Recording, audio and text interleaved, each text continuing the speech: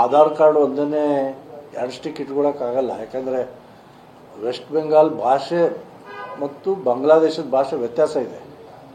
ನಮ್ಮ ಪೊಲೀಸ್ ಡಿಪಾರ್ಟ್ಮೆಂಟ್ನವ್ರಿಗೆ ಇದು ಭಾಳ ಚೆನ್ನಾಗಿ ಗೊತ್ತಿದ್ದಾವೆ, ಯಾರ್ಯಾರು ಎಲ್ಲೆಲ್ಲಿದ್ದಾರೆ ಅಂತ. ಓನ್ಲಿ ಡೈರೆಕ್ಷನ್ ರಾಜ್ಯ ಸರ್ಕಾರ ಡಿಪಾರ್ಟ್ಮೆಂಟಿಗೆ ಕೊಡಬೇಕು. ನಿನ್ನೆ ರಿಟೈರ್ಡ್ ಆಗಿರುವಂಥ ಅಲೋಕ್ ಮೋಹನ್ ಅವರು ಕರ್ನಾಟಕ ಪೊಲೀಸ್ ಬಗ್ಗೆ ಹೆಮ್ಮೆ ಪಟ್ಕೊಂಡು ಹೇಳಿದ್ದಾರೆ. ಇಡೀ ವಿಶ್ವದಲ್ಲೇ ನಮ್ಮದು ಭಾಳ ಒಂದು ಪ್ರಬಲವಾಗಿರ್ತಕ್ಕಂಥ ಸದೃಢವಾದಂಥ ಹೆಸರು ಗಳಿಸಿರುವಂಥ ಕರ್ನಾಟಕ ಪೊಲೀಸ್ ಅಂತ. ನಮಗೂ ಕೂಡ ಹೆಮ್ಮೆ ಇದೆ ಕರ್ನಾಟಕ ಪೊಲೀಸ್ ಬಗ್ಗೆ. ಅವ್ರಿಗೆ ಫ್ರೀ ಹ್ಯಾಂಡ್ ಕೊಟ್ಟರೆ ಡೆಫಿನೆಟ್ಲಿ ಅವರು ಐಡೆಂಟಿಫೈ ಮಾಡ್ತಾರೆ. ಮತ್ತು ಆ ರೀತಿಯ ಪ್ರಯೋಗಗಳನ್ನು ನಮ್ಮ ಕ್ಷೇತ್ರದಲ್ಲಿ ನಾನು ಶುರು ಮಾಡಿದ್ದೀನಿ. ಈ ರೀತಿ ಭಾಷೆ ವ್ಯತ್ಯಾಸ ಇರ್ತಕ್ಕಂಥದ್ದು ನಮ್ಮ ಕನ್ನಡದವ್ರಿಗೆ ಅರ್ಥ ಆಗ್ಲಿಕ್ಕಿಲ್ಲ. ಆದರೆ ವೆಸ್ಟ್ ಬೆಂಗಾಲ್ನಿಂದ ಯಾರು ಬಂದಿದ್ದಾರಲ್ಲ ಅವರಿಗೆ ಆ ಭಾಷೆ ಡಿಫ್ರೆನ್ಸ್ ಗೊತ್ತಾಗತ್ತೆ. ಹಾಗಾಗಿ ಭಾಳ ಜನನ ಐಡೆಂಟಿಫೈ ಮಾಡ್ಲಿಕ್ಕೆ ಸಾಧ್ಯ ಇದೆ. ಅದಕ್ಕೆ 102 ಸ್ಟಿಕ್ ಇಟ್ಕೋಬೋದು ಸರ್ಕಾರ. ಅದಕ್ಕೆ ಒಂದು ಸಲ ಫ್ರೀ ಆ್ಯಂಡ್ ಪೊಲೀಸರಿಗೆ ಸರ್ಕಾರನೇ ಇನಿಷಿಯೇಟಿವ್ ತೊಗೊಂಡಿಲ್ಲ. ಇದ್ರ ಬಗ್ಗೆ ಕೇಂದ್ರ ಸರ್ಕಾರ ಇಷ್ಟು ಸೂಚನೆಯನ್ನು ಕೊಟ್ಟರು, ಅದನ್ನು ಮಾಡಿ ಅಂತ ನಮ್ದು ಒತ್ತಾಯ.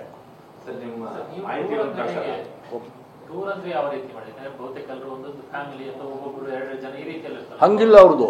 ಆಶ್ಚರ್ಯ ನಿಮ್ಗೆ ಹೇಳ್ತೀನಿ, ನಾನು 1500ಕ್ಕೆ ಹೆಚ್ಚು ಕರೆ ಬಂದಿದೆ. ಅದರಲ್ಲಿ ಅವ್ರದ್ದು ಲೊಕ್ಯಾಲಿಟಿ ಇದೆಯಲ್ಲ ಒಂಥರ ಒಂದೇ ಕಡೆಗೆ ಇರ್ತಾರೋ ನೋಡಿ. ಒಂದು ಈ ಉದಾಹರಣೆ ಮುನೆ ಕೊಡಲ್ಲ ಅಂತ ನಮ್ಮಲ್ಲಿ ಇದೆ.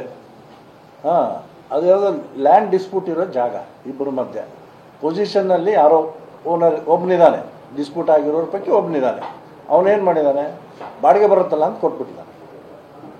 ಸುಮಾರು ಒಂದು 700-800 ಜನ ಒಟ್ಟಿಗೆ ಇದ್ದಾರೆ. ಮತ್ತು ಅವ್ರದ್ದು ದೊಡ್ಡ ದೊಡ್ಡ ಮನೆ ಏನು ಕಟ್ಕೊಂಡಿರಲ್ಲ, ಎಲ್ಲ ಗುಡಿಸ್ಲು ಹಾಕ್ಕೊಂಡು ಗಲೀಜು ಮಾಡಿಕೊಂಡು ಅವರ ರೋಹಿಂಗ್ಯಾಗಳ ಲೈಫ್ ಸ್ಟೈಲ್ ಹೆಂಗಿರೋದು. ನೀವು ಹೋದ ತಕ್ಷಣ ನೀವೇ ಐಡೆಂಟಿಫೈ ಮಾಡಿಬಿಡ್ಬೋದು ಅವ್ರನ್ನ.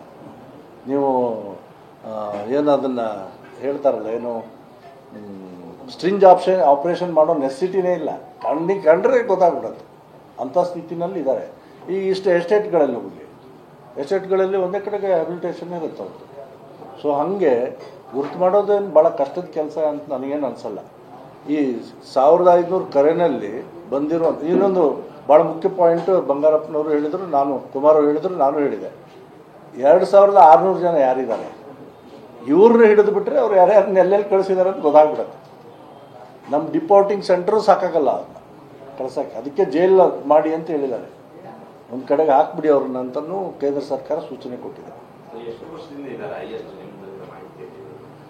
ಇದ್ದಾರೆ ಸುಮಾರು ಒಂದು 20 ವರ್ಷದಿಂದ ಬರ್ತಾ ಇದ್ದಾರೆ.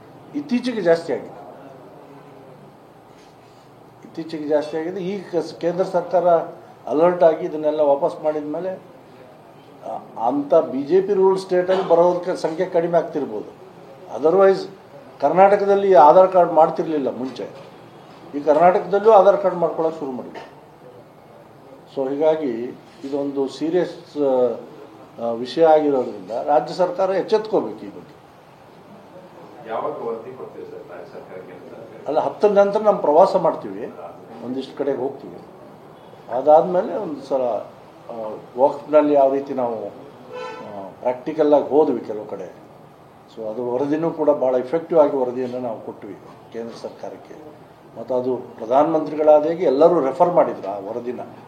ಸೊ ಹಾಗಾಗಿ ಆ ರೀತಿದೇ ವರದಿ ಕೊಡಬೇಕು. ಮತ್ತು ಇವ್ರನ್ನೆಲ್ಲ ಅದಕ್ಕಿಂತ ಮುಖ್ಯವಾಗಿ ಅಕ್ರಮಿಕರು ಹೊರಗೆ ಹಾಕ್ಬೇಕು ಅನ್ನೋದು. ಎಷ್ಟು ನಂಬರ್ ಇದೆ ಅಂತ ರಾಜ್ಯ ಸರ್ಕಾರಕ್ಕೆ ಗೊತ್ತಿಲ್ಲ ಅನ್ನುವಂಥದ್ದಾದರೆ ಅದನ್ನು ಮಾಹಿತಿ ಕಲೆ ಹಾಕಿ ರಾಜ್ಯ ಸರ್ಕಾರಕ್ಕೆ ಕೇಂದ್ರ ಸರ್ಕಾರ ಕೊಡ್ತೀವಿ.